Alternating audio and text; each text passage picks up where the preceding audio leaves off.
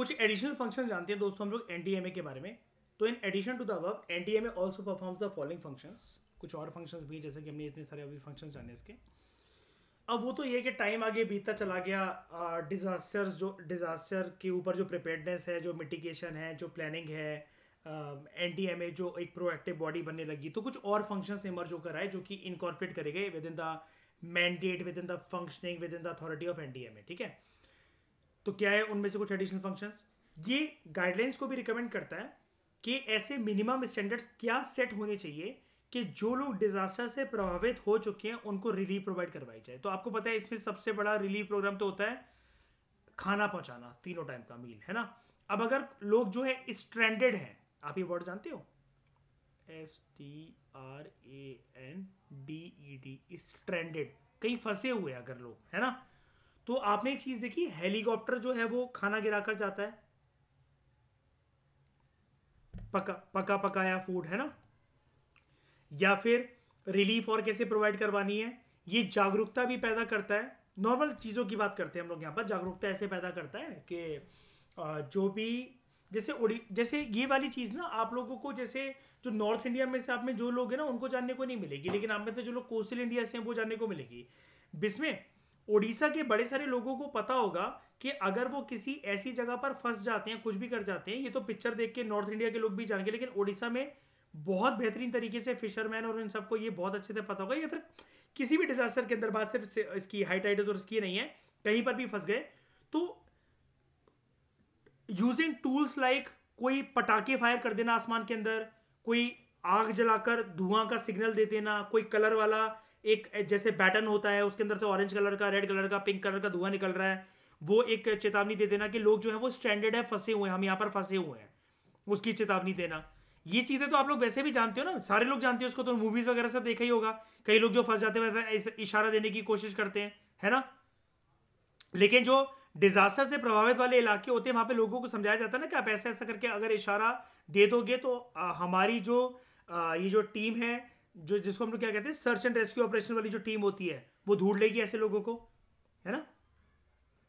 National disaster response force, it recommends in cases of disasters of severe magnitude, हद से ज़्यादा गति के साथ और बहुत जिसका तेज प्रभाव है, अगर ऐसे कुछ डिजास्टर्स अगर आते हैं तो relief and repayment of loans और grant of fresh loans on concessional terms ये लोगों को मिल जाते हैं जो कि उस डिजास्टर से अफेक्टेड है, प्रभावित है।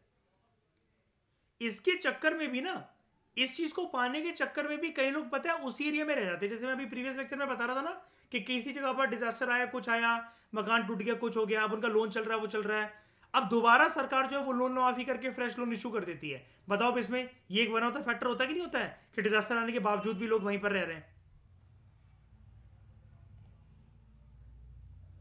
फिर एलोकेशन होता है। इतनी आसानी से मतलब मिलता भी नहीं है, लेकिन फिर भी मतलब लोगों का एक लगाव जो रहता है और एक जो लालच रहता है वो इस चीज को लेकर भी रहता है कभी कभार। It exercises the general superintendence, direction and control of NDRF, national disaster response force. This force has been constituted for the purpose of specialist response to a threatening disaster situation और डिजास्टर। आपने एक बारी army की team की तारीफ सुनी होगी, जब उत्तराखंड में डिजास्टर आया था, आर्मी वालों ने एक दूसरे का हाथ पकड़ पकड़ कर एक पुल बनाया था जिसके ऊपर से बच्चे, बुजुर्ग, औरतें जो है वो चल चल कर गए थे।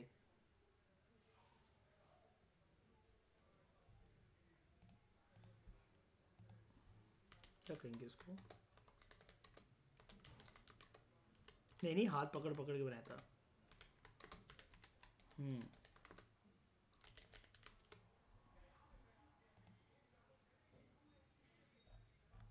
ये उत्तराखंड के अंदर हुआ था। इसकी फोटो मिले ना मिले वो मुझे नहीं पता, छोटा सा था वाला, ऐसा भी नहीं था कि वो बहुत बड़ा पुल होगा, वो छोड़ेंगे कैसे फिर अपने आप को। एक जगह क्रॉस करनी थी, मतलब बुजुर्ग वगैरह और वो जो औरतें थे, जो प्रेग्नेंट महिला जो वहां पर फंस गई थी ना, वो कर नहीं पा रहे थे। इन लोगों की फिर बहुत तारीफ हुई थी फ्रंट पेज पर। मैं उस टाइम पर ये जो है 2015 16 17 द हिंदू बहुत कॉम्प्रिहेंसिव तरीके से पढ़ता था, 4 5 अखबार पढ़ता था मैं, एक हफ्ते तक लगातार फ्रंट पेज पर उसके आता रहा था ये सारी चीज़ें। मुझे बहुत अच्छे से याद है. It authorizes the concerned department or authority to make the emergency procurement of provisions or materials for rescue or relief in any threatening disaster situation or disaster. In such a case, the standard procedure requiring inviting of tenders is deemed to be waived. यहाँ पर जैसे वो आते हैं ना, जहाँ पर कुछ चीज़ उजड़ी है तो प्राइवेट कंपनी से अपने श्रेय टेंडर लेकर नहीं आएंगे कि हम बनवाते हैं इस पुल को, हम ये सड़क बनवाते हैं दोबारा, हम ये करवाते हैं वो करवाते हैं. बहुत सोच समझकर फिर टेंडर देना पड़ता है. और यहीं पर एक बात वो आ जाती है, शाइनी कल मैं आपके केस में बात कर रहा था ना नेपोटिज्म की, कि मैं आपको जानता हूँ और मैं आपको टेंडर दे दूँ बिना किसी कंटेंडर्स को जाने, बाकी है ना.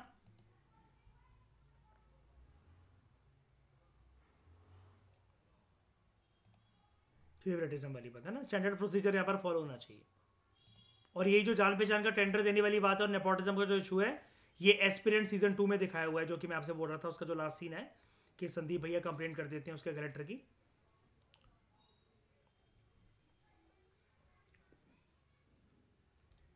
It prepares an annual report on its activities and submits it to the central government. The central government causes it to be laid before both the houses of the parliament. National Disaster, the Disaster Management Annual Report of National Authority Rules 2006. उसके अंदर ये additional function वाला ये वाला point बोला गया था. अब हम बात करते हैं स्टेट लेवल पे चल के स्टेट डिजास्टर मैनेजमेंट अथॉरिटी की. हर एक जो राज्य की सरकार है उसको बोला जाता है that it should establish a state disaster management authority for the state.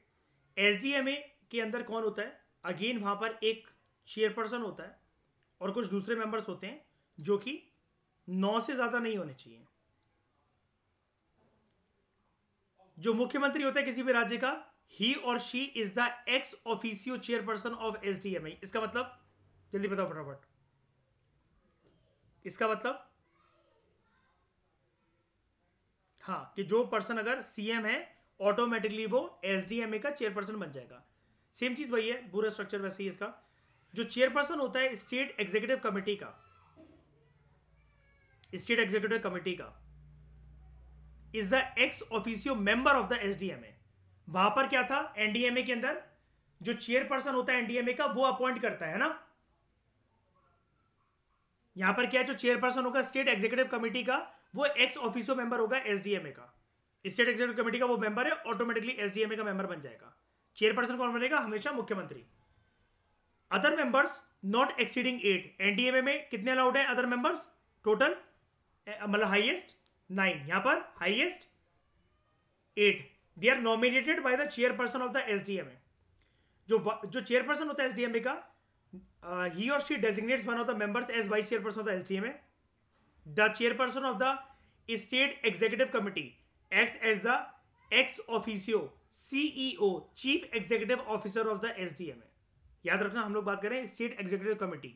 उसका जो चेयरपर्सन होगा is the ex officio member of the SDMA. ठीक है. और जो चेयरपर्सन है स्टेट एग्जीक्यूटिव कमेटी का वो एक्स ऑफिसियो सीईओ भी बन जाता है ऑटोमेटिकली एसडीएमए का. ठीक है. स्ट्रक्चर थोड़ा सा कॉम्प्लिकेटेड है, लेकिन आप 3-4 बार रिवाइज इसको करना तो आप, और एनडीएमए के साथ रखकर करना इसको. जैसा कि मैंने आपको यहाँ पर बता दिया था, कॉम्पोजिशन लिखी थी मैंने यहाँ पर. हाँ, ये कॉम्पोजिशन मैंने लिखा था, ये वाला पैराग्राफ इसलिए पहले ही लिख दिया था क्योंकि अलग से नहीं दे रखा था.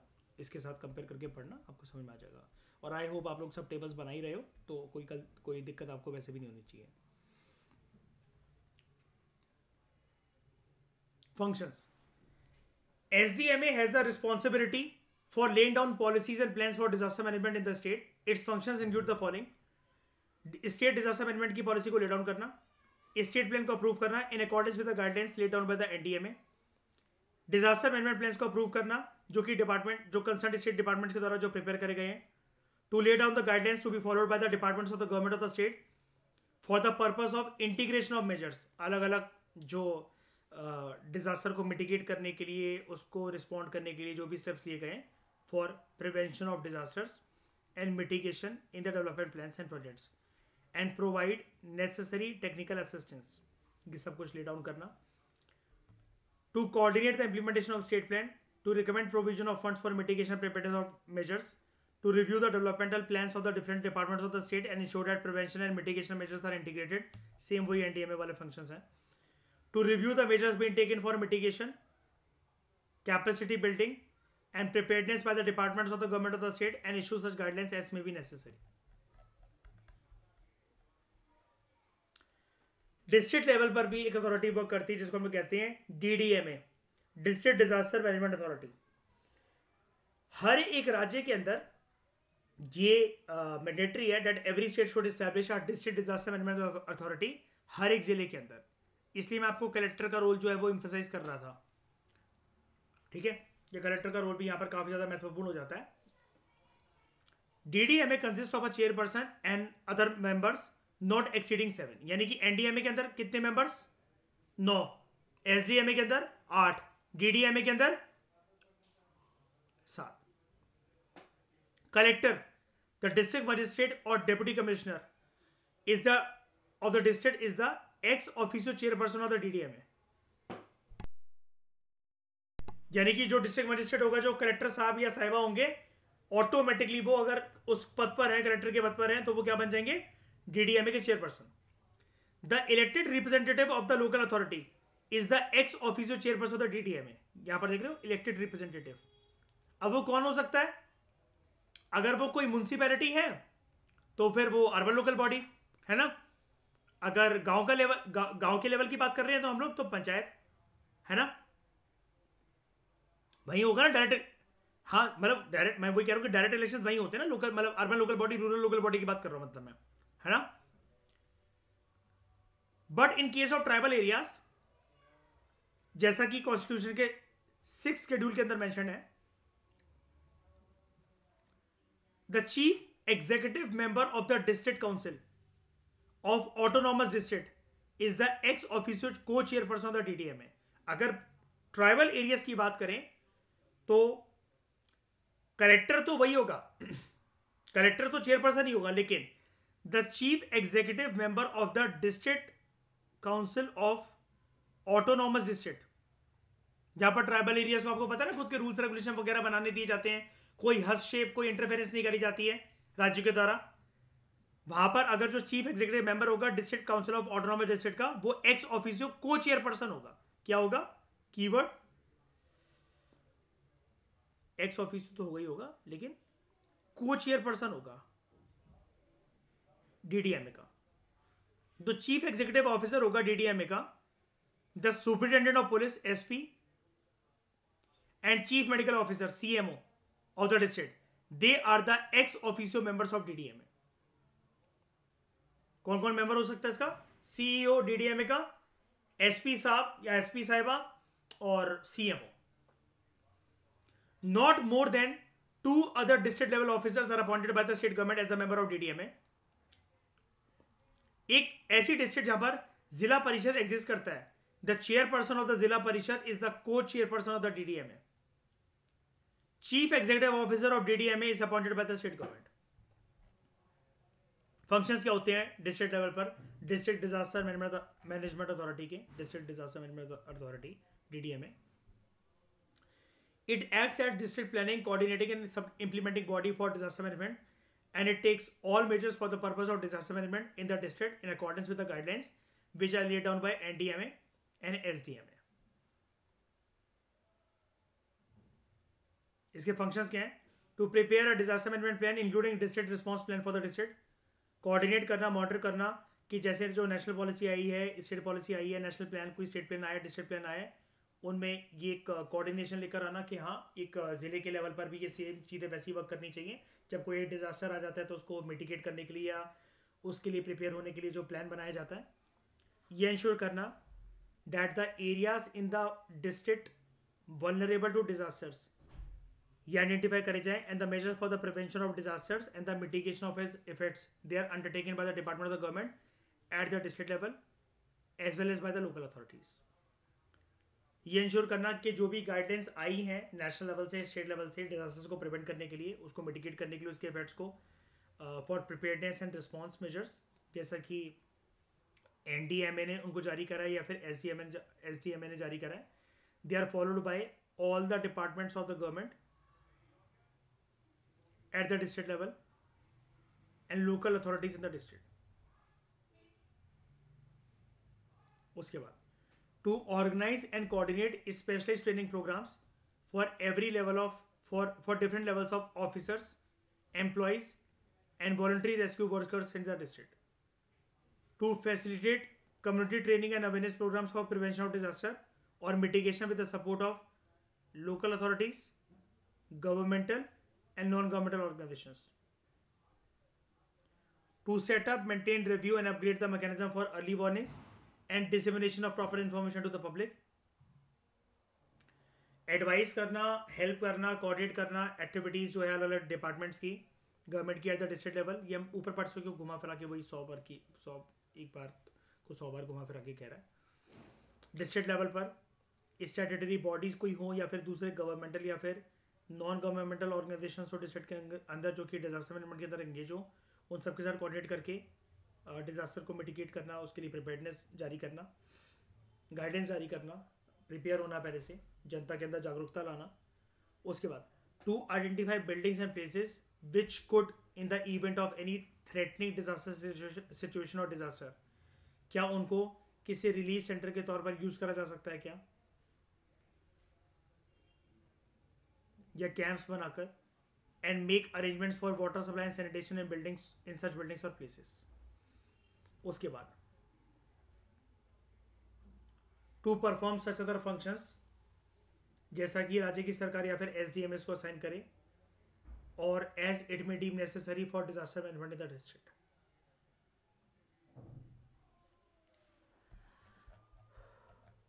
ठीक है, तो ये हमारा जो दोस्तों ये जो टॉपिक है,